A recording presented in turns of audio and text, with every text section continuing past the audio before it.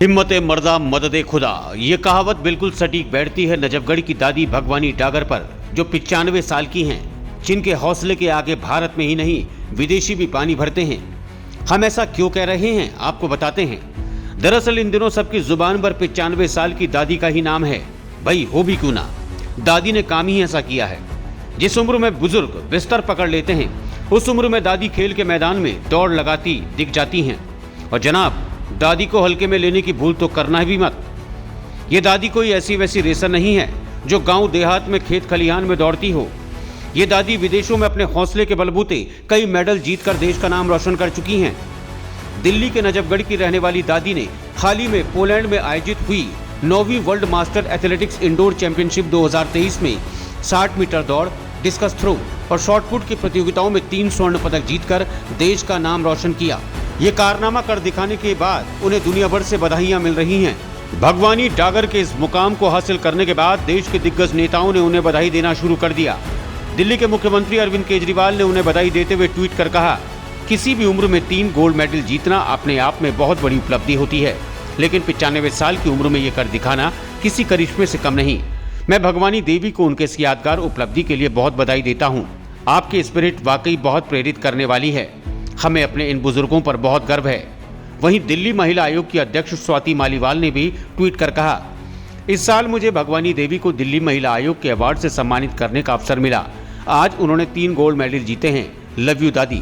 अंतर्राष्ट्रीय महिला दिवस के अवसर पर 12 मार्च को एनबीटी की तरफ से दिल्ली में आयोजित की गई ऑल वुमेन बाइक रैली के दौरान भगवानी देवी को उनकी उपलब्धियों के लिए सम्मानित किया गया था। आपको बता दें कि भगवानी देवी डागर ने यह करिश्मा कोई पहली बार नहीं किया।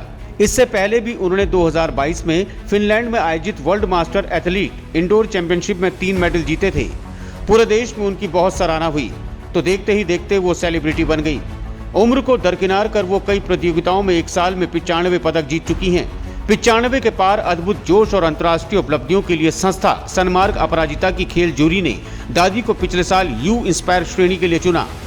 महिलाओं को उनकी उपलब्धियों के लिए सम्मानित करना और जीवन में कुछ नया कर गुजरने की चाह रखने वाली महिलाओं को अपराजिता संस्था पिछले 10 सालों से न केवल सम्मानित कर रही है, बल्कि उनके सपनों की उड़ान पूरी करने के लिए आर्थिक मदद भी करती है। अपराजिता की संस्थापिका रुचिका गुप्ता ने पिछले साल एथलीट दादी को कोलकाता में एक भव्य सम्मान समारोह में सम्मानित किया।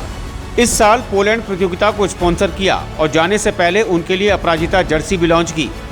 फिर से भारत का मान बढ़ाने वाली दादी की जीत पर रुचिका गुप्ता ने कहा कि पोलैंड के 60 डिग्री तापमान में विपरीत हालात में 95 साल की आयु में भी 3 गोल्ड मेडल लाना गर्व की बात है।